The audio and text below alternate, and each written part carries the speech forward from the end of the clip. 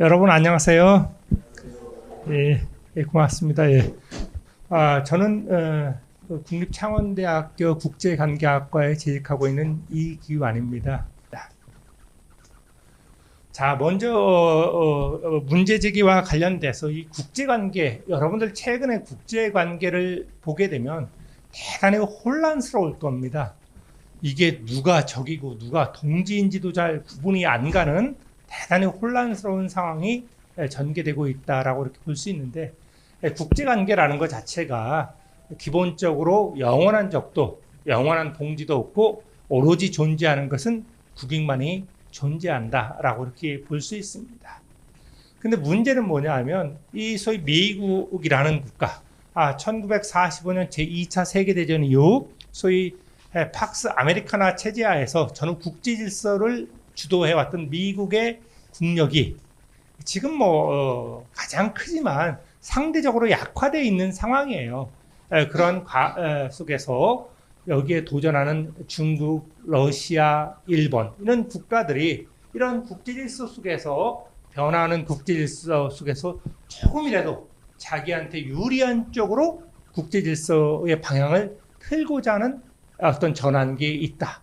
그래서 한마디로 말하자면 이 소위 강대국뿐만 아니라 약소국들도 새로운 국제 질서의 방향을 지금 설정을 못하고 있는 겁니다. 전부 다 국가들이 헤매고 있는 중이에요. 어디로 국제 질서를 이끌고 가야 될지를 모르는 상황이다. 그래서 각국이 방향을 잃고 헤매는 중이다. 소위 말해서 혼돈의 국제 질서가 지속이 되고 있다. 당분간 이러한 국제 질서는 지속이 될 수밖에 없다라는 것을 알 수가 있습니다. 근데 문제는 뭐냐면 혼돈의 국제 질서가 지속된다라고 하는 것은 우리가 전쟁과 평화의 관점에서 보게 되면 전쟁에 상당히 접근해 가고 있다라고 있는 거. 그래서 여러분들도 유튜브들 이렇게 보다 보면 2027년에 어디에서 전쟁이 날 것 같다 막 이런 이야기들이 있습니다. 전혀 근거 없는 이야기도 아니고 그렇다라고 해서 그것이 설득력이 있느냐라고 하면 그렇지도 않습니다. 그만큼 지금이 혼란스러운 시기다라고 이렇게 보면 돼요. 여러분들 2025년은 국제정세를 보게 되면 우리는 분석을 할 때 국제적인 수준, 동북아의 수준, 한반도의 수준 이렇게 나눠서 이렇게 분석을 해봐야 됩니다. 왜냐하면 지금 국제 질서를 주도하고 있는 미국의 경우는 소위 외교안보 정책이 세계 전략, 동아시아 전략, 한반도 전략이라는 순위, 어떤 층위 속에서 이루어지고 있다라고 볼 수 있습니다. 여러분들 보면 2021년 1월 달에 바이든 행정부가 등장을 했고 4년이 지나가는 동안에 바이든 행정부는 소위 국제적인 수준과 동북아 수준에 집중되어 있었어요. 그러다 보니까 한반도 문제는 미국 외교안보 정책에 있어서 상당히 후순위로 밀려나 있었다. 그러니까 여러분들이 잘 알다시피 바이든 행정부 시기에 소위 북한과 미국 사이에 실무회담이 개최됐느냐? 한 번도 개최되지가 않았다는 겁니다. 그러니까 한반도 문제는 4년 동안 어찌 보면 미국 외교 정책에서 방치됐다라고 해도 과언이 아니다. 그러한 이면에는 북한이 대단히 공세적으로 나오고 대화에 응하지 않았던 요인도 있지만 미국이 소위 말해서 국제적인 수준, 중동 수준의 큰 문제들에 집중하다 보니까 결국은 한반도 문제가 밀려났다라는 것을 알 수 있습니다. 그렇다라고 하면 2025년도는 어떤가? 지금 한 반이 지나고 지금 3분의 2 지점을 가고 있는데 우리가 2월 달에 트럼프 대통령과 푸틴이 화상통화를 했을 때만 하더라도 러우 전쟁이 조기에 종결될 것 같은 그러한 어떤 분위기가 감지됐지만 지금의 상황에서는 러우 전쟁이 이게 장기화될지 올해 안에 종전이 될지 도저히 예측이 불가능한 상황이 도래하고 있다. 러우 전쟁의 여파에 따라서 이것이 한반도 문제에 상당한 영향을 미칠 수 있기 때문에 바로 그렇다라고 하는 점이죠. 또 하나는 미국과 중국 간의 패권 경제. 우리가 중국을 G2라고는 하지만 여러분들이 대단히 조심스럽게 봐야 되는 부분이 과연 중국의 국력을 어떻게 평가해야 되는가. 그러니까 미국과 소위 미국의 국력에 비해서 지금 2등이라는 두 번째로 따라오는 국가이기는 하지만 실제적으로 소위 군사, 경제, 소프트 파워 이런 것들을 봤을 때 과연 이것이 패권 경쟁이냐라고 하는 부분은 또 달라지는 문제다라고 이렇게 보여집니다. 일반적으로 미중 간의 패권 경쟁이 지속된다라고는 하지만 이런 갈등은 당분간 계속될 거예요. 왜냐하면 미국이 중국을 결국 미국의 패권에 도전하지 못하도록 하는 그 순간까지는 미국과 중국 간의 갈등이 지속될 수밖에 없다. 그렇다면 미국과 중국 간의 갈등은 언제까지 지속이 될 것인가 라고 하는 문제, 이런 문제들도 바로 우리 한반도에 영향을 미친다라고 하는 점이죠. 중동 지역에서 보게 되면 이스라엘과 팔레스타인, 그런 하마스 간에 이 지금 불안정한 동거가 모색이 되다 또 전쟁이 시작되다. 이 중동 문제도 언제 중동 평화가 도래할지 예측할 수 없는 상황이다. 동북아 지역에서는 여러분들 잘 알다시피 양안의 갈등, 소위 여러분들 유튜브에 보게 되면 중국의 시진핑 국가주석이 2027년까지 대만 통일을 공언해 왔어요. 그러니까 2027년에까지 아마 중국이 대만을 침공할 것이다 라고 하는 이런 유튜브들이 돌고 있어요. 실제 그럴 개연성이 전혀 없는 것은 아니다. 그럼에도 불구하고 우리가 주의할 것은 만에 하나 중국이 대만을 군사적으로 침공한다라고 했을 때 이게 과연 전쟁에서 승산이 있는가 없는가라는 부분을 면밀하게 따질 겁니다. 왜냐하면 단순하게 중국과 대만만의 문제가 아니기 때문에 그렇다. 왜냐하면 여기에는 미국과 일본이 개입할 수밖에. 지금 미국은 공공연하게 개입하겠다. 그리고 일본도 마찬가지로 미일안전보장조약 제5조에 따라서 개입하겠다라고 이렇게 선언을 하고 있어요.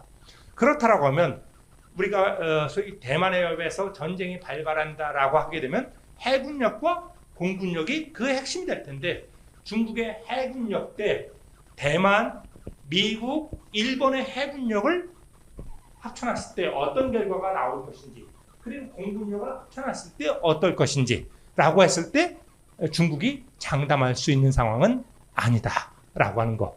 그래서 이런 것들을 다 따져봐야 돼요.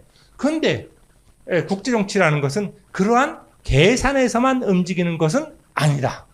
경우에 따라서는 전쟁에서 패할 것이다라는 예상을 하면서도 전쟁을 하는 경우가 있다. 그것이 바로 1941년 12월 7일 일본이 소위 미국을 상대로 진주만을 폭격했을 때, 이때 일본 내각회의에서 오는 과연 일본이 미국을 상대로 전쟁을 하면 우리가 승산이 있느냐라는 것을 논의하는데 승산이 없다라고 이렇게 결론을 냅니다. 그럼에도 불구하고 전쟁을 하게 된다라는 거. 바로 이게 국제정치다라는 거죠. 거기에 따라서 한반도는 왜냐하면 소위 러우 전쟁의 여파에 따라서 이거에 따라서 소위 말해서 미국과 소위 북미 대화가 개최되는 시기가 결정될 가능성이 일단은 커요. 그렇다라고 보면 올해 안에 미국과 북한이 만날 가능성이 있느냐, 대화를 할 가능성이 있느냐라고 하면 저는 개인적으로는 올해 안에는 불가능하다라고 이렇게 진단을 내리고 있어요. 뒤쪽에서 그 이유를. 그렇다라고 하면 북미 대화가 재개되지 않는다라고 하면 남북 대화의 가능성도 그 여지가 대단히 낮다라고 이렇게 볼 수가 있죠. 왜냐하면 최근에 어떤 북한의 대외 정책 속에서 그것을 읽을 수 있다라고 하는 거. 이렇게 국제 질서가 상당히 혼돈의 국제 질서로 빠져들고 있다라고 하는 점이죠. 그렇다라고 하면 우리가 좀 살펴봐야 되는 것이 여기서 향후 국제 질서의 전개 방향, 국제 질서가 어느 쪽으로 갈 것인가. 여러분들은 지난 9월 3일 날 중국의 전승절 기념행사에서 시진핑 국가주석, 푸친, 김정은 국무위원장이 한자리에 모여서 사진을 한껏 딱 찍었습니다. 그랬더니 국내 언론들이 신냉전이 도래했다. 북중러 삼박동맹 체제가 구축됐다라고 하는데 과연 그러한 것인가? 라고 했을 때 저는 그렇지 않다라고 그런 것들을 좀 이따 이야기를 해 주도록 하겠습니다. 그러니까 우리가 언론에서 이야기하는 것들을 어느 정도 여러분들이 그 행간의 뜻을 읽으면서 볼 필요가 있다. 그렇다고 하면 향후 이러한 전환의 국제 질서 속에서 한반도의 운명은, 우리에게 중요한 것은 한반도잖아요. 그렇죠? 이 한반도의 운명은 어떻게 전개되어 나갈 것인가에 대해서 한번 살펴보도록 하겠습니다. 자, 갈등과 대결의 국제적 제소, 미국 대 북중러의 관계, 특히 여기서는 북중러 관계에 포인트를 맞춰서 설명을 하도록 하겠습니다. 자, 이 사진 여러분들도 아마 매스컴을 통해서 많이 봤을 겁니다.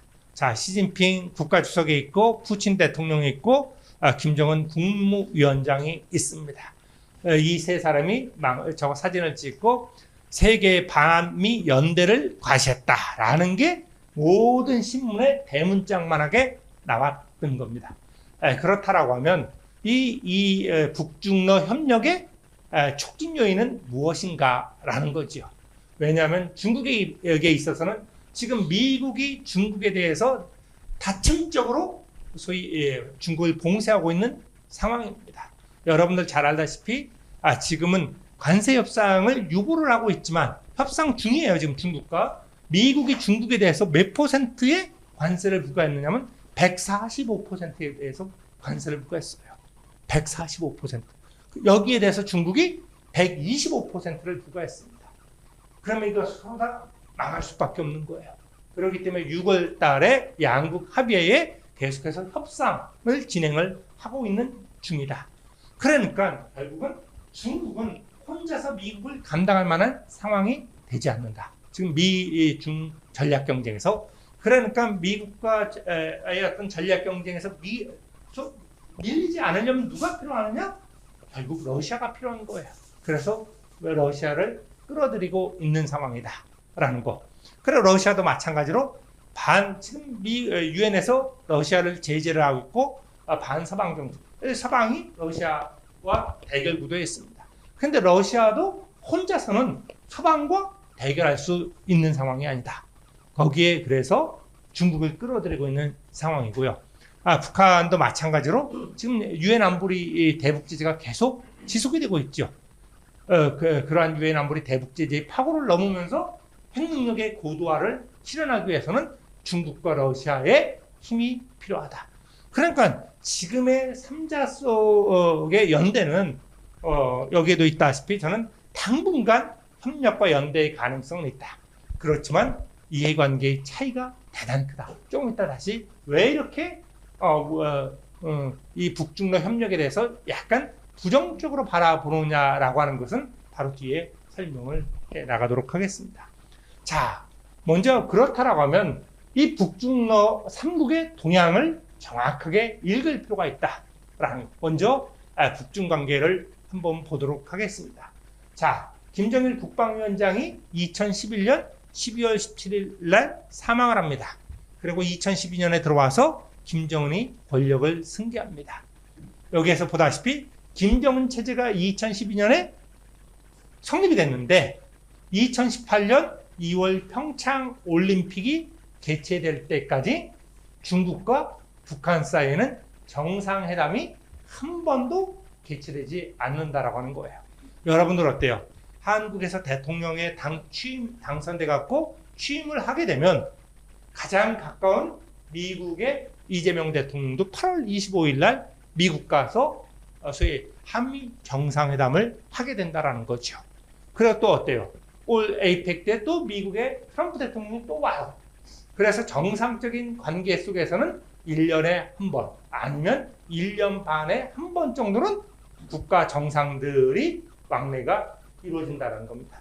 그렇다라고 하면 6년 8개월 정도 동안 한 거의 6년 이상 북한과 중국 사이에는 왕래가 없다. 이 얘기는 뭐냐면 이 시기에 중국은 한국 쪽에 공을 들이고 있었던 거예요.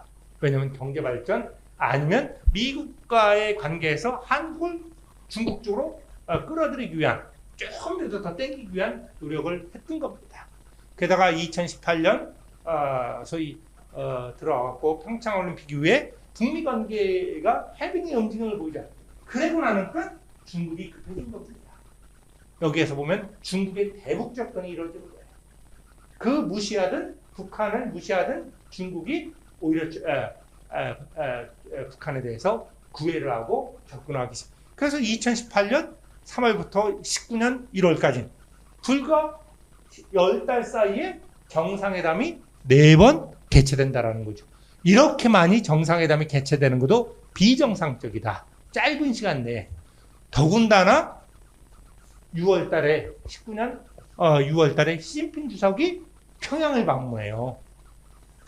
이 정도. 얼만큼 중국이 급했나라고 하는 것을 단적으로 이렇게 보여준다.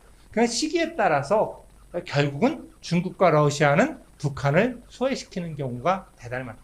자, 그러다가 여기 소위 18년, 19년 사이에는 북중 관계가 대단히 밀착되잖아요. 그런데 2022년에 들어서 소위 러우 전쟁이 러시아가 우크라이나를 2월 24일 날 침공을 하면서 러우 전쟁이 시작됩니다. 그러면서 북한이 대러 접근을 강화하잖아요. 소위 북한과 러시아의 접근이 강화되니까 또 북한과 중국 사이의 거리가 또 벌어지기 시작합니다. 바로 이거예요. 그런데 지금 벌어져 있는 그 관계를 이번에 복원시키려고 했던 거예요. 그런데 그것을 보면서 북중러 삼국의 연대가 공고화됐다. 이렇게 이야기할 수는 없다라는 대단히 일시적인 현상일 수 있다라고 이렇게 봐요. 자, 북한의 대중 접근이죠. 근데 문제는 뭐냐면 이 북한이 대러 접근을 했어요. 그래서 여러분들 잘 알다시피 러시아와 북한 사이에 포괄적 전략 동반자 관계 조약에 따라서 러시아에 파병됐습니다. 그런데 러시아로부터 북한이 얻고자 했던 군사기술들을, 핵심 군사기술들을 러시아가 제공하는데 상당히 소극적인 태도를 임합니다. 상당히 뭐 좋은 어떤 군사 장비도 제공을 합니다. 그렇지만 북한이 원하는 기술이 있어요. 그것은 결국 러시아가 미국과의 관계를 고려를 해서 그것을 제공을 하지를 않습니다. 그러다 보니까 다시 북한이 이번에는 중국 쪽으로 돌아서기 시작을 했던 거예요. 그래서 김정은 위원장도 여기서 있다시피 2019년 1월 이후에 6년 8개월 만에 중국을 다시 방문을 해갖고 결국은 정상회담이 열리게 된다라고 하는 점이죠. 이 관계도 결국은 향후에 또 바뀔 수가 있다라는 거. 북중 관계의 한계는 뭐냐라고 하게 되면 여러분들 잘 알다시피 북한은 핵보유국의 지위를 가지려고 합니다. 지금 핵능력을 계속 고도화하는 이유도 바로 그거고, 향후에 트럼프와 만났을 때 북미 대화를 통해서 북한이 핵보유국이라는 지위를 보장받으려고 한다라고 하는 거예요. 그런데 중국의 입장은 다릅니다. 뭐 여기에서 9월 3일 이후에 소위 시진핑과 김정은 위원장의 정상회담에서 한반도 비핵화가 누락됐다라고 해서 중국이 북한을 핵보유국으로 인정을 하는 듯하게 언론 기사들이 있었지만 그 기사는 잘못된 것이다라고 저는 그렇게 봅니다. 왜냐하면 결국은 북한의 핵보유는 결국 한반도에서 북미 갈등을 심화시킬 수밖에 없다. 한반도 안보 불안을 심화시킬 수밖에 없다. 이런 상황은 중국에게 있어서는 최악의 상황이에요. 그래서 결국 중국에게 있어서 북한은 여러분들 삼국지에 나오는 조조가 암으로 썼던 계륵이라는 거. 계륵이 뭔지 알죠? 닭갈비예요. 먹자니 먹을 것은 없고 버리자니 아깝고, 바로 중국에게 있어서 북한은 그러한 존재에 비유될 수 있다. 왜냐하면 한반도의 지정학적 특수성 때문에 그래요. 소위 북한 한반도가 중국과 미국 사이의 완충지대 역할을 하기 때문에 북한이 붕괴되는 것 자체가 중국의 안보 위기에는 큰 위협이 되는 거죠. 그렇다고 해서 북한이 핵을 보유하는 것 자체도 중국 안보에는 상당한 위험 요인이 된다. 그렇기 때문에 결국은 북중 관계 중국은 북한은 계속해서 핵보유국의 지위를 가지려고 하지만 중국은 그러한 북한의 어떤 요구를 받아들이지 않을 가능성이 대단히 높다.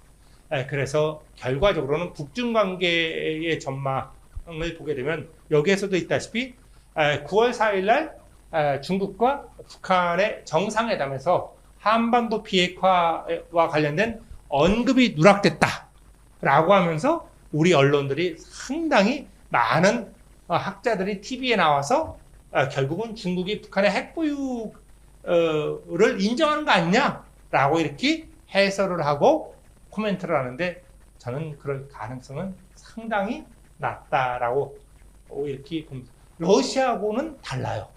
러시아는 이럴 가능성이 있는데 중국은 그렇지가 않다. 왜냐하면 북한의 핵을 보유했을 때 러시아에 초래될 수 있는 어떤 안보 위협과 중국이 느낄 수 있는 안보 위협의 차이는 다르다. 왜냐하면 지리적인 특수성 때문에 그렇다라고 이렇게 볼 수가 있어요.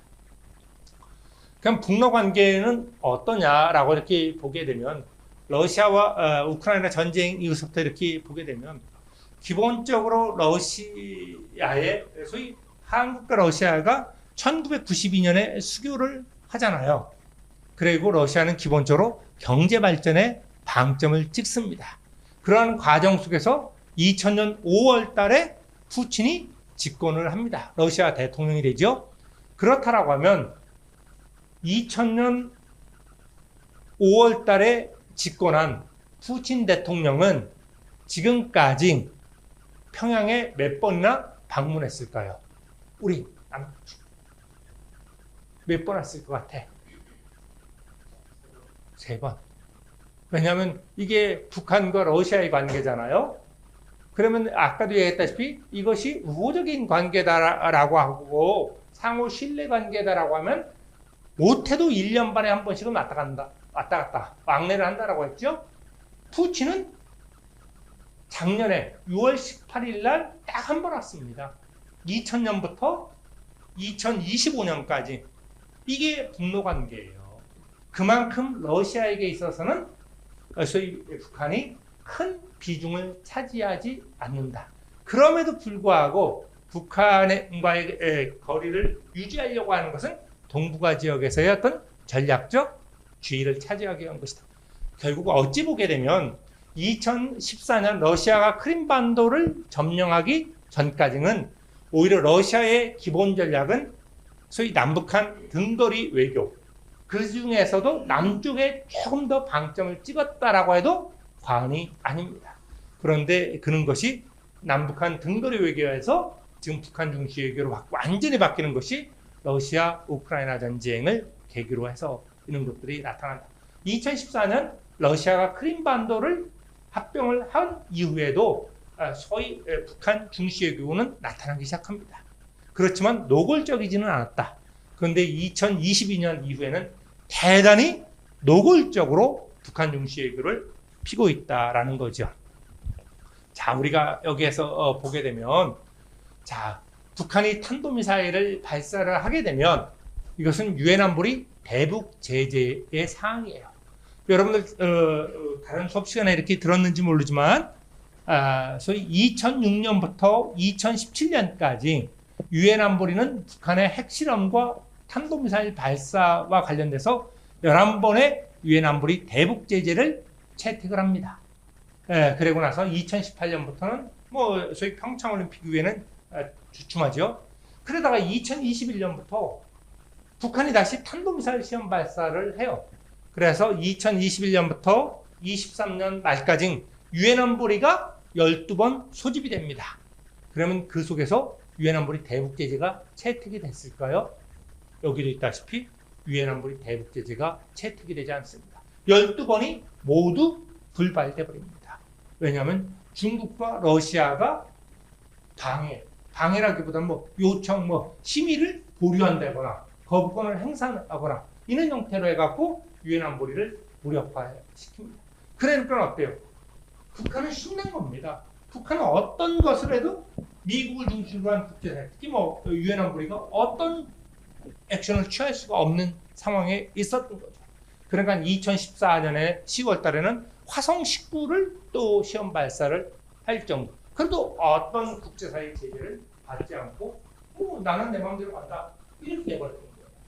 왜냐하면 이 시기에 어찌 보면 미중 전략 경쟁과 러시아 우크라이나 전쟁으로 인해서 결국 이 한반도를 둘러싼 안보의 시계는 북한을 중심으로 해서 움직였다라고 해도 과언이 아닙니다. 이 시기에 북한은 상당히 핵능력의 고도화를 실현을 하게 된다라고 하는 것 여러분들 잘 알고 있는 내용입니다. 그러다가 2024년 6월 18일 날 푸틴이 평양을 방문해서 포괄적 전략 동반자 관계 조약을 체결을 한다라고 하는 것. 이 얘기는 뭐냐면 소위 러시아는 소연방을 계승을 했던 거잖아요. 소연방의 경우에는 1961년 7월 6일 날 북한과 소련이 상호 군사 동맹 조약을 체결합니다. 이것이 쭉 내려왔던 거예요. 게다가 91년에 소연방이 붕괴되고 러시아가 소연방을 승계합니다. 그런 과정 속에서 아까 뭐라 그랬어요? 이 시기에 러시아는 한국이 필요했던 겁니다. 미국이 필요했던 거예요. 왜냐하면 자본주의 시장 국가로 전환을 했기 때문에 경제적으로 어려운 상황이잖아요. 그러다 보니까 95년에 북한에 대해서 61년 7월 6일 날 체결했던 군사동맹조약을 파기하겠다라고 공식적으로 통보를 합니다. 그래서 96년, 왜냐하면 통보하고 나서 1년 후에 그 동맹조약은 해소되는 겁니다. 그래서 96년 9월 달에 이르면 러시아와 북한 사이에는 군사동맹조약이 사라져버립니다. 그래서 96년부터 쭉 그냥 일반 외교관계가 있었던 거예요. 그러다가 2004년 6월 18일 날 다시 러시아와 북한이 군사동맹조약을 체결을 하게 된다. 여기에 따라서 결국은 파병도 이루어지고 저거 하는 거죠. 그래서 러시아는 이렇게 포괄적 전략 동반자 관계 조약을 체결한 이유는 뭐냐? 결국 러시아는 우크라이나 전쟁이 장기화되는 과정 속에서 탄약, 이런 것들이 부족하리라고는 전쟁이 처음에 발발했을 때는 상상을 못했어요. 그러니까 이게 강대국들이 가끔가다 종이 호랑이, 그러면 이 비대칭 전력은 엄청나게 강했는데 재래식 전력이 완전히 종이 호랑이인 것들이 드러나는 경우가 종종 있다. 바로 이거죠. 그래서 결국은 북한에 접근했던 거고, 북한은 아까도 이야기를 했죠. 결국은 대륙간 탄도미사일의 대기권 재진입과 관련된 기술, 거의 북한도 대기권 재진입과 관련돼서 거의 성공 단계에 이르고 있어요. 조금 부족해. 요 기술을 러시아로부터 얻으려고 하는데 러시아가 잘 주지를 않아요. 그러니까 짜증이 나는 거야, 지금 김정은 입장에서. 그리고 군사 정찰 위성. 그리고 북한이 보유하려고 하는 것 중에 가장 큰 것이 핵잠수함이에요. 왜냐하면 대륙간 탄도미사일은 평양에서 워싱턴 DC를 향해서 11,000km 되는 대륙간 탄도미사일 지금 북한은 보유를 하고 있어요. 화성 15개월서부터 해서 쭉 그것이 가능한데, 문제는 뭐냐면 날아가는 거하고 실제로 미국의 주요 지점을 타격할 수 있느냐는 다른 문제다. 여러분들 왜 이런 이야기를 하냐면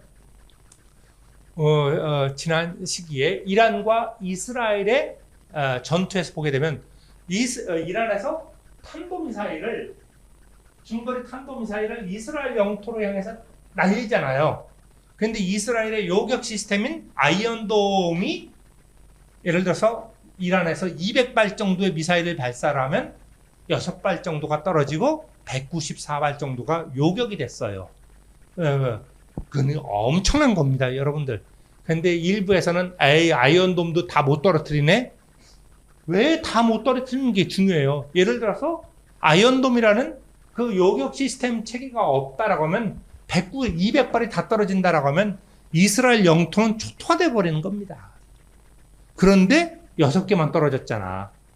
194개를 그 피해가 그만큼 줄어드는 겁니다. 그런데 미국은 이러한 요격 체계가 훨씬 더 잘 갖춰져 있다. 그러니까 북한이 소위 대륙간 탄도미사일을 쏘아 올릴 수 있는가 하고, 이것이 미국의 목표 지점을 타격할 수 있는 것은 전혀 별개의 문제다. 그런데 여기 핵잠수함은 다르다라는 거예요. 여러분들 잘 알다시피 핵잠수함은 딱 수중으로 한번 딱 들어가잖아요. 이때 탐지를 못하면 잡을 수가 없습니다. 왜냐하면 우리나라가 보유하고 있는 잠수함들은 재래식 잠수함이에요. 우리 잠수함도 되게 좋아요. 그런데 우리 재래식 잠수함들은 24시간에 한 번씩 공기부양을 위해서 수면 위로 올라와야 됩니다. 그럴 때 대잠 추계기에서 잡히는 겁니다. 대잠 추계기의 그 위치가 포착이 되면 그 잠수함은 요격된다라고 이렇게 봐야 돼요. 그런데 핵잠수함은 어떠냐면 한 번 딱 들어가 버리면 수중으로 들어가면 1년 내내 수면 위로 부상을 안 해도 돼요. 그러니까 한 번 수중으로 들어가면 이게 어디로 가는지를 모르는 겁니다. 그러면 미국도 상당한 안보 위협에 직면할 수가 없다. 그래서 이런 것들과 관련된 기술을 북한은 가지고 싶어 하는데 이런 기술 이전에 대해서 러시아가 약간 주춤주춤하는 것. 왜냐하면 러시아는 장기적으로는 미국과의 관계 개선을 통해서 서방과의 관계 개선을 통해서 소위 G2 국가로 다시 부상하고자 하는 욕망이 있다라는 거죠. 미국과 계속해서 적대 관계에 있으면 러시아는 영원히 G2 국가가 될 수 없다라는 거예요. 왜냐하면 바로 이 지점에서 중국과 러시아의 이해관계가 충돌돼 버리는 겁니다. 그래서 같이 갈 수 없다라는 거예요, 영원히. 네. 자, 저해 요인을 북중러 협력의 저해 요인을 보게 되면 중국 측에서 보게 되면 소위 말해서 북한, 러시아와의 협력 관계를 공고하는 거 이거 소위 안보하고 경제에 도움이 되지 않는다라고 하는 지금이야 미국의 소위 압력, 공세 이는 강도가 세기 때문에 이러한 것들을 피하기 위해서 일시적으로 러시아와 북한이 필요하지 궁극적으로는 미국과의 관계 개선을 통해서 결국은 중국도 어떤 발전을 모색할 수밖에 없는 상황이다라고 하는 것. 그래서 한반도에서 한미일 대 북중러의 대립 구도가 고착화되면 결과적으로는 동북아 지역의 안보 불안이 심화되고 한반도의 안보 불안이 심화되면 국제사회에서 중국의 역할은 제한될 수밖에 없다. 중국은 계속해서 국제사회에서 중국의 역할을 확대하려고 하는데 그 역할이 제한될 수밖에 없다라는 거죠. 또 하나는 연류의 공포에 대한 두려움이에요. 뭐냐면 북한의 한반도 정책은 뭐예요? 현상 유지입니다. 현상 유지. 현상 타판이에요. 전쟁이 일어나는 거 중국은 원치를 않습니다. 왜냐하면 중국이 개입하는 거에도 중국은 상당한 부담이고 또한 그 전쟁으로 인해서 한반도가 어떻게 변할지 이런 거에 대한 두려움을 갖고 있어요. 그 전쟁이 연루되는 거, 1950년처럼 연루되는 거 너무나 끔찍하게 생각을 하고 있다라는 거. 근데 문제는 뭐냐면 북한이 제7차 실험을 하고 핵 능력을 좀 더 고도화되고 이런 데 핵심 기술을 갖게 된다라고 하면 북한에 의한 도발 가능성이 그만큼 더 높아진다라는 거예요. 그러면 결국 중국도 이런 부분에 대해서 부담이 있다라고 하는 거예요. 그래서 결과적으로는 소위 중국은 북중러 연대를 통해서 얻을 수 있는 이익보다 정치적 부담이 크다라고 저는 그렇게 봅니다. 그래서 3자 사이의 연대는 모래성 연대에 불과하다라고 저는 그렇게 봅니다. 그렇기 때문에 중국의 경우 러시아의 우크라이나 침공을 지지했어요. 지지하면서도 러시아의 군사적 요청에 대해서는 중국이 상당히 소극적인 태도를 보였다라는 것에서 이런 것들을 알 수 있죠. 자, 러시아 또 하나는 러시아의 정치적 위상 확대에 대한 두려움. 그러니까 결국은 G2 자리를 놓고 러시아냐 중국이냐. 왜냐하면 러시아는 잃어버린 G2 자리를 다시 찾으려고 하는 그러한 욕망, 정치적 욕망 그런 것들을 갖고 있다. 그리고 역사적 경험을 통해서도 중국과 러시아의 관계는 대단히 갈등적인 관계였다. 우리가 1950년대에 소위 사회주의 체제 1949년에 중화인민공화국이 들어서고 나서 한 4, 5년 정도 중국과 소련의 관계는 좋았어요. 그렇지만 56년에 가니까 소위 사회주의 발전 노선을 둘러싸고 중국과 소련이 충돌하기 시작합니다. 이것이 바로 60년대 중소 분쟁으로 이어졌던 거예요. 그래서 이 냉전 시기에도 같은 사회주의를 표방하는 중국과 러시아가 56년부터 90년까지 적대 관계에 있었다라고 하는 거 대단히 아이러니하다는 겁니다. 이게 바로 중국과 러시아의 역사예요. 그러니까 우리는 역사를 알아야 된다라고 하는 게 바로 있는 겁니다. 그러면 중국과 러시아가 어떻게 움직일 것이다 라고 하는 것은 답이 나와요. 역사가 말해준다 라고 저는 그렇게 봅니다. 그 러시아 측도 마찬가지입니다. 중국에 대한 불신이 대단히 강해요. 보세요. 여러분들 아까도 이야기했다시피 같은 중국과 소련은 사회주의 국가입니다. 그런데 72년에 중국과 미국이 손을 맞잡습니다. 바로 미국과 중국이 국교를 회복하죠. 그리고 그 덩달아서 일본과 중국이 국교를 회복해서 소위 자본주의 국가인 미국, 일본과 사회주의 국가인 중국이 삼각 트라이앵글을 구축을 해서 소련을 봉쇄해버려요. 그래서 결과적으로 그런 것 때문에 냉전이 종식되고 소련방이 붕괴될 수밖에 없는 상황들. 대단히 아이러니하는 겁니다. 중소분쟁 시기에 결국 소련 봉쇄를 해서 미중일 삼각 트라이앵글이 구축이.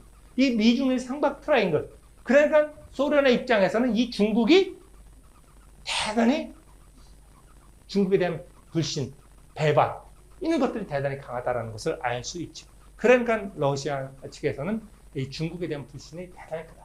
이번에도 마찬가지로 러우 전쟁을 했는데 야 군사적 지원 좀 해줘라. 무기 좀 제공해줘라 그랬더니 중국에서 한 발찌를 딱 빼는 걸 보면서 러시아는 역시 중국이다 라고 이런 판단을 했을 겁니다. 그만큼 저가다. 그리고 러시아는 전쟁이 끝나고 나서는 미국과의 관계 개선에 방점을 찍고 있다.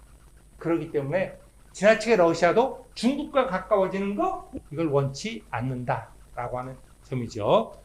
북한 측 요인을 보게 되면 왜냐하면 김정은은 2012년부터 뭐 할아버지 아버지 때 다 알고 있지만 자기 때만 하더라도 2012년부터 2018년까지 소위 중국과 러시아가 북한에 대해서 보였던 태도 이런 거에 대해서 대단히 불신을 하고 있어요. 그래서 심지어 2016년에 김정은 소위 그 당시에는 국방위원회 제1위원장이었거든요. 국무위원장은 6월 29일 이후가 되는데 소련을 러시아를 방문하기로 공식 다 합의가 됐어요. 근데 방문 2주 전에 러시아에서 캔슬을 시켜버렸습니다. 김정은이가 완전히 머릿속에서 열이 났던 거죠. 저것들이 강대국이라고 막 이런 것들이 있었던 것. 그래서 중국과 러시아가 대단히 자국 이익 우선 외교를 추진하고 있다. 이런 거에 대한 북한의 불만이 대단히 크다라고 이렇게 볼 수 있어요. 또 하나는 할아버지 시기에 보면 92년에 한중수교, 한러수교, 92년이죠 다.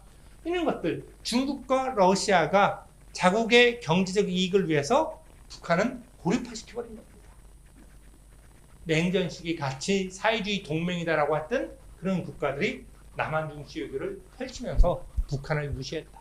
언제든지 중국과 소위 러시아는 그럴 수 있다라고 하는 것들에 대해서 저걸 하고 있다라고 하는 그런 불만을 가지고 있습니다. 그렇지만 최근에 소위 북중러 3국의 이해관계 속에서 북핵 문제에 대해서 중국과 러시아가 소극적으로 지지를 해주고 있는 상황이다라고 이렇게 이야기를 할 수가 있습니다.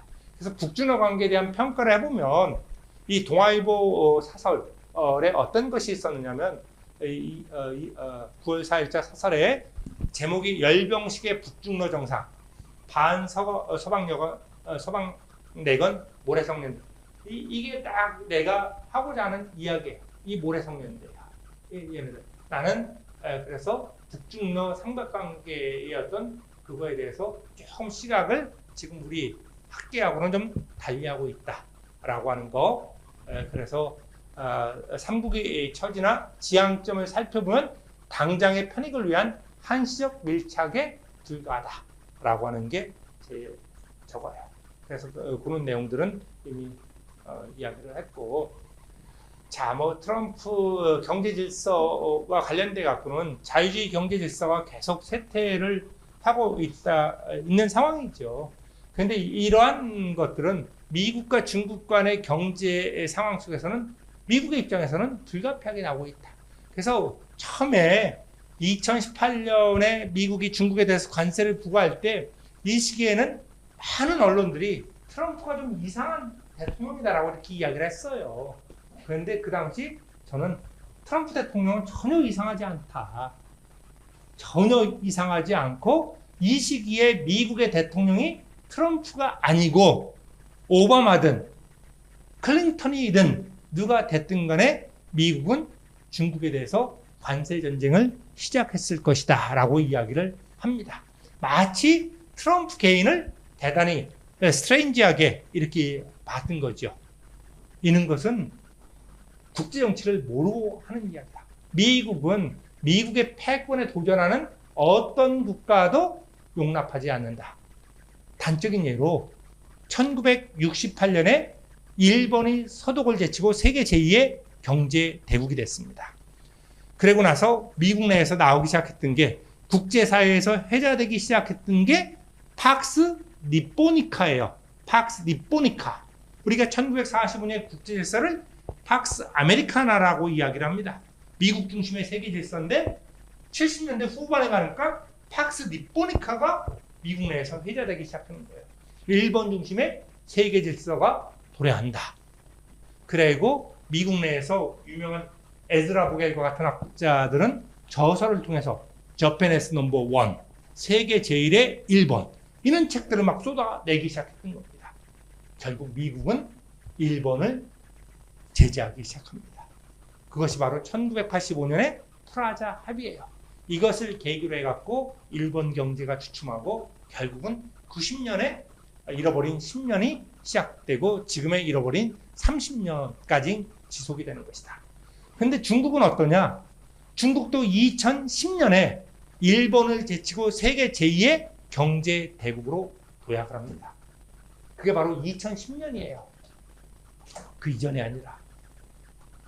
그러면서 2013년에 시진핑 국가주석이 등장을 하고 내걸었던 것이 바로 중국夢이라는 거, China's Dream하고 또 이 시기에 들어서면 미국과 중국 사이의 GDP 격차가 줄어들기 시작합니다. 그러니까 똑같이 나온 게 이 시기에는 뭐가 나오냐? 팍스 시니카가 나오기 시작합니다. 팍스 시니카는 뭐냐면 중국 중심의 세계 질서예요. 이런 것들이 미국 내에서 회자되면서고 또 여기에 중국의 시진핑 주석이 이렇게 가면 2025년 되면 미국을 제치고 우리가 세계 제1의 대국이 될 것이다. 막 이런 것들을 공언하기 시작합니다. 그런 상황 속에서 바로 그 시기에 트럼프가 등장을 한 거예요. 그래서 나는 이 시기에 트럼프든 누구든 간에 미국은 저러한 정책을 칠 수밖에 없었다. 그래서 뭐 관세 정지를 하기 시작했던 거예요. 뭐 미국에서 뉴욕 증시에서 미국의 통신 3사도 다 퇴출시켜버리고 막 이런 작업들을 계속 해왔던 겁니다. 그리고 또 보게 되면 바이든 행정부도 똑같아요. 바이든 행정부 때는 오히려 더 트럼프 행정부보다 그 강도를 더 높입니다. 중국을 봉쇄하기 위한, 경제적으로 봉쇄하기 위한 것을 더 높이죠. 그래서 여러분들 들어봤던 2022년에 반도체와 과학법 이런 것을 통해서 미국이 반도체 동맹을 통해서 소위 반도체의 대중국 수출을 통제를 해요. 읽었나? 어디 됐지?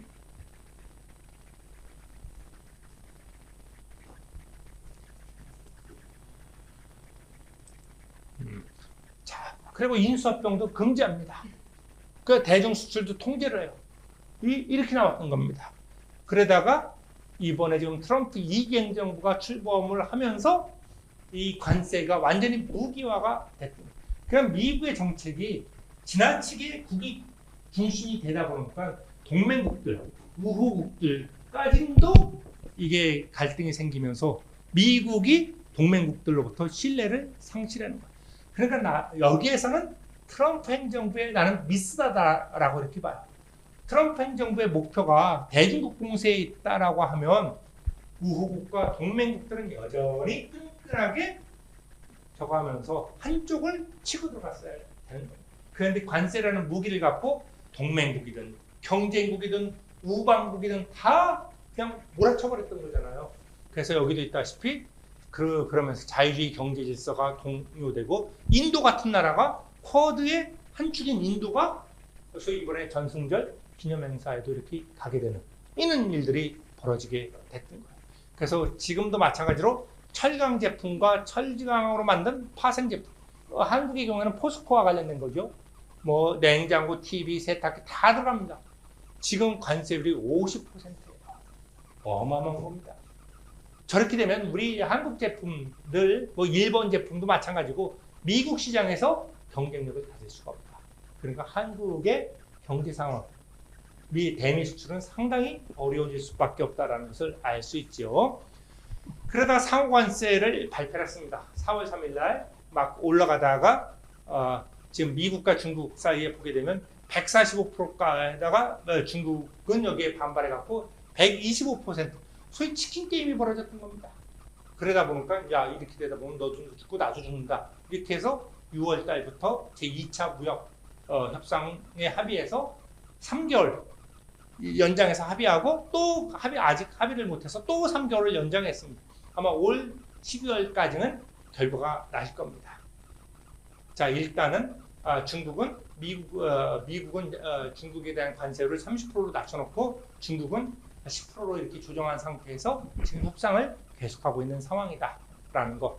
그리고 자동차에 대해서 25%의 관세를 부과한다라고 4월 3일 날 발표를 했죠. 근데 이번에 그냥 관세, 그냥 상호관세 속에 다 자동차 관세도 포함시켜서 저거 했습니다. 자, 여러분들 잘 알다시피 한국은 본래 자동차 대미 수출할 때 자동차에 관세가 없었습니다. 한미 FTA 때문에. 그런데 25%로 갔다 15% 아직은 이게 확정이 미국에서 서명된 게 아니에요. 한미 사이에 완전 합의돼 갖고 그래서 여전히 지금 25%가 적용되고 있는 거예요. 일본의 경우에는 본래 일본은 자동차 수출이 많잖아요. 그러다 보니까 2.5%의 관세율이 있었습니다.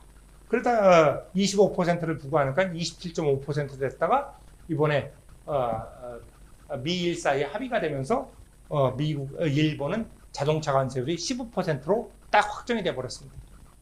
그래갖고 이런 상황 속에서 당분간은 한국의 자동차가 미국 시장에서 경쟁력을 좀 잃을 수가 있다. 그러니까 다들 이렇게 돼버리니까 이게 너무 혼란스러운 거예요. 지금 경제적으로 국가별로 다 달라버리기 때문에. 그래서 이런 부분에 대해서 미국이 동맹국들로부터 신뢰를 상실하는 측면들이 대단히 크다라고 이렇게 볼 수 있습니다. 자, 지금 마지막으로 이 북미 관계, 남북 관계만 이렇게 한번 보면 북한의 대미 정책, 아까도 이야기했다시피 과연 우리의 관심사는 올해 안에 트럼프 대통령과 김정은 국무위원장이 만나느냐, 그리고 남북 정상이 만나면서 남북 관계가 개선될 것이냐 이거죠. 그래서 아까도 이야기를 했다시피 선생님은 올해는 그런 개연성은 낮다. 왜냐하면 일단 북한의 대미 정책을 한번 보면 정확하게 알 수 있어요. 조속한 북미 대화의 부정적인데 아직은 북한의 입장에서는 러시아와는 밀착되어 있는 상황이에요. 뭐 약간 북한이 원하는 걸 러시아가 주지 않는다라고 해서 좀 서운하긴 하지만 그럼에도 불구하고 밀착되어 있는 상황이다. 그래서 미국과의 협상보다는 핵과 미사일 개발에 집중할 것. 아까도 얘기했다시피 유엔 안보리가 지금 기능을 못하고 있습니다. 그러니까 북한은 어떠한 시험을 하더라도 이걸 갖고 유엔에서 제재를 받을 적이 없어요. 그러니까 어찌 보면 지금의 시간은 북한에게서는 대단히 유리한 시간입니다. 네. 그리고 더 하나 왜 조속한 북미 대화에 부정적이다라고 이렇게 보는 이유는 바로 2019년의 경험입니다. 2019년 2월 27일 베트남 하노이에서 제2차 북미 정상회담이 있었잖아요. 이때 김정은 국무위원장은 상당한 부푼 기대를 갖고 하노이로 갔습니다. 그래서 기차를 60시간 타고 왔던 거예요. 이게 왜냐하면 중국에서 전용기를 내준다라고 하는데도 불구하고 이때 기차를 타고 간 이유는 뭐냐? 1차 북미 정상회담에서 김정은 국무위원장은 본인이 생각했던 것보다 많은 것을 얻었어요. 그러니까 2차 때도 가서 잘만 하면 타결 짓고 올 수 있다. 그러면 자기는 북한 주민들, 고생하는 북한 주민들을 위해서 희생하는 그런 지도자의 이미지를 연출하려고 결국 기차를 타고 갔던 거예요. 그런데 완전히 개망신당인 거잖아. 쉽게 보면. 가서 어떤 것도 얻지 못하고 그냥 쓸쓸하게 돌아올 수밖에 없었다. 왜냐하면 이때 2차 북미정상회담에 대해 트럼프는 너 완전한 비핵화해. 그래야만 제재를 완화해 주겠다. 그리고 북미 수교를 하겠다. 라는 거야. 이거 없으면 아무것도 안 해줄 거야. 그때 김정은은 너무나 확고하게 트럼프 대통령의 입장을 이해를 했던 거예요. 근데 지금도 마찬가지로 그 점이 사전 조율되지 않는다라고 하면 김정은은 협상 테이블에 나서지 않을 것이다 라고 보는 거죠. 이런 것들은 2024년에도 보면 김정은이가 국방발전연설에서 우리는 이미 미국과 협상주의로는 갈 수 있는 것까지는 다 가봤다. 협상할 수 있는 것까지는 다 해봤다. 그러니까 협상을 통해서 뭘 북한 핵 문제 이런 거 해결하지 않겠다라는 입장을 명확히 보이고 있는 거고, 그리고 우리 2월 8일 날은 우리의 핵은 흥정물이 아니다 라고 딱 못 받고 있고, 그러다 보니까 6월 11일 날 레빗 대각관 대변인이 트럼프 대통령이 김정은 국무위원장한테 보내는 친서를 보냈는데 북한 미국 저기에서 대사에서 그 친서 수령을 거부했다. 저 얘기는 뭐예요? 친서 수령을 거부했다라고 하는 것은 아직까지 트럼프를 만날 이유가 없다라고 하는 것들을 명확히 보여주는 거죠. 그럼 미국의 대북 핵정책을 보면 중요한 거는 이건 우리한테도 대단히 중요한 문제인 동시에 그 북미 관계에 있어서 하나의 변곡점이 될 수 있는 게 바로 미국의 대북 핵정책이에요. 자, 트럼프 1기 때하고 바이든 행정부 때를 보게 되면 그 기조는 뭐예요? 북한의 완전한 비핵화예요. 어찌됐든 간에 방식은, 협상 방식은 탑다운 방식이든 뭐 바텀업 방식이든 간에 기조는 뭐냐 하면 북한의 완전한 비핵화. 1기 행정부와 바이든 행정부 때는 그렇다라고 하는 거예요. 그러면 2기 행정부는 지금 어떤가를 우리는 정확하게 알 필요가 있다. 2기 행정부의 북핵 문제 입장은 트럼프 대통령의 발언에서 이걸 우리가 추론해 볼 수가 있어요. 2025년 1월 25일 날 무슨 얘기냐면 트럼프 대통령이 북한을 뉴클리어 파워 이렇게 언급을 해요. 이게 무슨 얘기야? 갑자기 막 이런 얘기가 돼버리는 거예요. 그리고 헤그세스 국방장관 후보자도 인사청문회에서 북한을 핵보유국으로 언급을 하고 있는 상황이다.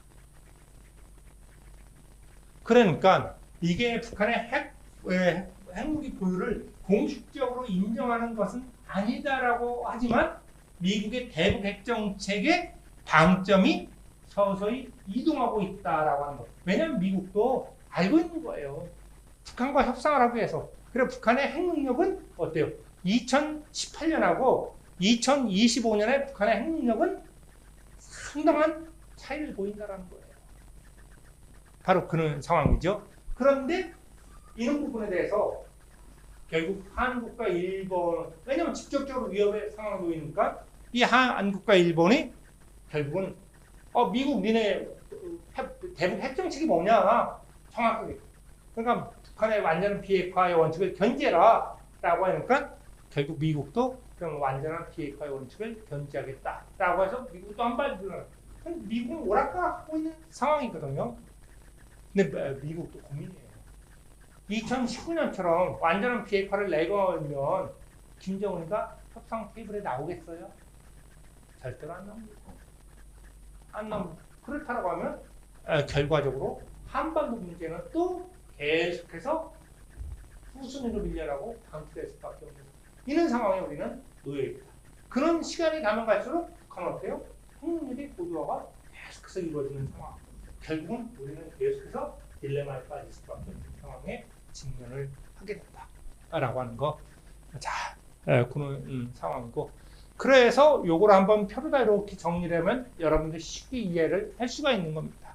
자, 북미 간의 소위 접근 방식의 변화 가능성을 이렇게 내가 그림을 한번 그려보면 2019년에 보게 되면 북한과 미국의 입장이에요. 하노이 때 북한은 선 체제 보장이 돼야만 완전한 비핵화로 가겠다. 근데 미국은 완전한 비핵화가 이루어져야만 체제 보장을 해주겠다. 완전히 선과 정 반대라는 것을 알 수 있죠. 그러니까 그냥 회담이 2시간 만에 그냥 결렬되고 그냥 박차고 트럼프가 비행기 타고 집에 가는 겁니다. 한국에 더 이상 뭐 해봤자 안 된다는 걸 알았기 때문에. 그런데 2025년에는 우리가 보게 되면 북한의 상황이 달라졌다 그랬죠. 북한의 핵능력이 고도화되어 있어요. 그리고 계속해서 김정은 국무위원장은 핵은 흥정의 대상이 아니다. 협상의 대상이 아니다라고 하는 점을 계속해서 부각시키고 있죠. 미국은 어때요? 가끔가다 오락가락합니다. 뉴클리어 파워 막 대통령도 트럼프 대통령도 이런 얘기를 하지 텍사스 국방장관도 얘기하지 마크 루비오도 왔다 갔다 합니다. 그렇죠? 핵보유국 발언을 했다 철회했다 왔다 갔다 합니다. 그러면서 여기에 한국과 일본이 강하게 반발하면 완전한 비핵화의 원칙을 견지하겠다라고 하는 입장이다. 그렇다라고 하면 북한과 미국 사이 협상은 언제 개시될 건가? 아직은 몰라요. 그런데 올해 안은 아닐 것 같다라고 하는 게 제 개인적인 판단이고, 만에 하나 만난다라고 하면 북한과 미국 사이에는 어떤 교집합이 가지고 만날 것인가? 이 부분을 우리 정부는 예의주시할 필요가 있다. 이거를 판단을 못하면 결국은 우리는 미국으로부터 패신당할 수도 있다. 이 핵 문제와 관련돼서. 그래서 대단히 중요하다라는 거. 지금이 우리 외교에 있어서 절체절명의 그 순간이다라고 해도 북한 문제와 관련돼서 바로 이 교집합이 있어야만 양국은 만난다. 그럼 그 교집합이 무엇일까라는 것을 우리는 따져봐야 된다는 거. 선생님은 뭐가 될 거라고 대략 정하고 있어요. 근데요, 우리 학생들한테는 이런 얘기들이 좀 클 수가 있어갖고 그냥 우리 학생들 스스로 한번 생각해보는 시간으로 이렇게 남겨놓도록 이렇게 하겠습니다. 벌써 4시가 다 됐네. 그래서 마지막으로 이렇게 북한의 공세적 대남 정책과 남북 병존론. 최근에 뭐 여러분들 많이 듣는 거잖아요. 남북 병존론과 관련돼서 뭐 적대적 두 국가론, 뭐 민족 통일론 부정 이런 것들, 그리고 다 알고 있기 때문에 한국 명칭 사용을 하고 있다라고 하는 거. 그 여기에서 그러면 다 넘어가서 이거 하나만 좀 제일 중요한 거는 우리의 입장이에요. 북한이 뭐라고 이야기를 하든 간에 우리의 입장이 중요하다. 근데 우리 내부에서도 이미 이것을 갖고서는 약간 갈리는 모습을 보이고 있다라고 하는 거. 일단은 우리는 기본적으로 헌법과 법률에 남북관계에는 동족적이고 동질적인 관계로 규정을 하고 있다. 그래서 헌법 3조 민주공동체 통일방안도 마찬가지로 그렇잖아요. 3단계 통일방안을 하면서 결국은 1민족 1국가의 어떤 통일을 지향을 하고 있고, 소위 남북교류협력법에서도 보게 되면 어떻게 되냐면 남과 북의 거래는 국가 간의 거래가 아니라 민족 내부의 거래로 본다. 민족 간의 거래, 이건 국가 간의 거래가 아니에요. 이렇게 소위 말해서 2005년, 2009년 소위 남북교류협력법의 법률에 이렇게 딱 명시되어 있다라고 하는 거. 그렇다라고 하면 우리는 어떠한 해법을 찾아야 될 것인가? 제일 중요한 거는 여기에 있는 문제들을 너무 크게 공론화할 필요는 없다. 당분간은 북한은 북한대로 얘기하고 우리는 크게 반응할 필요가 없다. 바로 이 동서독의 그 사례를 보면 됩니다. 저는 그래서 그런 이야기를 해요. 소위 69년에 서독의 빌리 브란트 총리가 동방정책을 추진하고 동서독 관계를 개선하기 시작합니다. 그러한 과정 속에서 72년에 동서독 기본조약을 체결을 해요. 이때 문제가 됐던 게 뭐냐 하면 서독은 1민족 2국가를 주장을 했었어. 1민족 2국가. 그런데 동독은 2민족 2국가를 주장을 했어요. 동독과 서독은 다른 민족이다라고 했던 거야. 근데 서독은 무슨 소리냐? 서독과 동독은 같은 민족이야 라고 했던 거고, 그냥 두 개의 국가라는 것은 양쪽의 공시 인정. 그래서 나 서독 너 할슈타인 원칙 폐지하고 너 그냥 있는 그대로 인정할게 해서 했던 거죠. 그러면서 그러면 동서독 기본조약을 체결할 때는 어떻게 했냐? 이게 대단히 논란이 돼 버렸어요. 그러니까 아이디어를 내 갖고 동서독 기본조약에서는 이 문제를 미해결 상태로 보류하고 그러니까 이 문제를 방치를 해버립니다. 미해결 상태로 둔다. 결국은 1민족 2국가냐 2민족 2국가냐라는 거에 대해서 답을 내리지 않고 이것은 보류한 채 결국 기본조약을 체결하기로 합의를 하고 문구에 그렇게 넣어버립니다. 이런 것들도 하나의 방법이에요. 왜냐하면 우리 사회에서도 지금 너무나 남북관계 아니면 사회 문제를 둘러싸고 갈등이 대단히 심화되고 있는 상황이에요. 갈등이 한계 상황에 지금 도달하고 있는 상황이죠. 그렇다라고 하면 또 이런 문제를 갖고 갈등의 축을 하나 더 만들 필요는 없다. 그냥 북한은 북한대로 떠들어라. 그렇지만 우리는 법률에 있는 헌법에 근거해서 이야기를 하면 되지 않을까. 그러니까 우리도 학자들이 그냥 막 나서서 소위 적대적 두 국가론 막 이런 걸 갖고 북한 말이 맞다 틀리다 이런 얘기할 필요 없다. 그러면 오히려 더 논란은 커질 수밖에 없다. 그래서 선생님은 그냥 우리는 헌법과 법률에 있는 그대로 남북관계는 민족 내부의 거래 이렇게 딱 규정. 그렇지 않으면 사회적 합의를 통해서 국민적 합의를 통해서 헌법과 법률을 개정을 하든지 그렇죠. 그것을 하기 전이라면 기존에 있는 법률에 그대로 의거할 필요가 있다. 그래서 더 이상 논란거리로 만들지 않았으면 좋겠다라는 거고요. 북한에 대해서는 북한의 대남 정책에 대해서 우리 입장은 기본적으로는 하나가 넘어가네. 할 얘기는 하자. 할 얘기는 하되 그렇다고 해서 북한과의 교류협력을 계속해서 단절할 필요는 없다. 그런데 교류협력과 관련돼서도 남북교류협력을 모색을 해야 되는데 지금 북미 관계가 개선되지 않으면 남북 관계 개선 안 돼요. 그럼 교류협력 안 되거든. 그러면 그것이 개선될 때까지 계속 기다릴 건가? 아니면 다른 방법을 취할 것인가? 저는 정부에 계속해서 요구하는 게 여러분들 가끔가다 12월 달에 되면 기부천사가 동사무소 앞에 자기 이름도 안 밝히고 막 10억 놓고 가고 1억 놓고 가잖아요. 바로 우리도 그렇게 하자라는 겁니다. 굳이 왜 우리가 지원해 줄게, 우리 돈이다, 우리 쌀이다 이럴 필요가 없는 거야. 그냥 우리는 유엔 산하 기부했다가 우리가 그냥 기부를 해버리는 겁니다. 기부를 하고 단지 우리는 목적 기탁을 하는 거죠. 그래서 이 기금이 북한의 여성의 인권, 아동 인권, 전염병, 환경, 목적을 정하고 이것들은 니들이 알아서 해라. 그리고 기부의 주체를 밝히지 않는 겁니다. 그렇게 해서 우리가 원하는 것은 북한이 변화의 길로 나올 수 있도록 하는 것이 중요한 거죠. 그리고 북한이 변화하고 좀 더 해야만 결국 남북한의 교류의 순간에 왔을 때 남북관계를 개선할 수 있다. 그래서 이런 이야기를 하는 겁니다. 그래서 우리가 좀 약간 아이디어를 적어할 필요가 없다. 그 남북관계가 개선될 때까지 계속 기다리면 언제까지 기다릴 건가 라고 하는 문제도 우리가 한번 생각해 볼 필요가 있다라는 생각이 들고요. 자, 그래서 지금의 국제관계는 대단히 약탈적인 국제관계가 도래하고 있다. 그래서 당분간은 정말로 공유역주의와 결국은 국익의 중심을 둔 그러한 국제관계 속에서 혼돈의 국제질서가 상당 부분 지속될 수밖에 없다. 그렇기 때문에 우리 외교 라인도 정말로 눈 크게 뜨고 국제질서의 변화의 흐름을 정확히 읽어나가는 능력들을 키우고 대처해야 된다라고 하는 것. 그렇지 못하면 경우에 따라서는 전쟁의 어두운 그림자가 정말로 전 세계에 드리워질 수가 있다.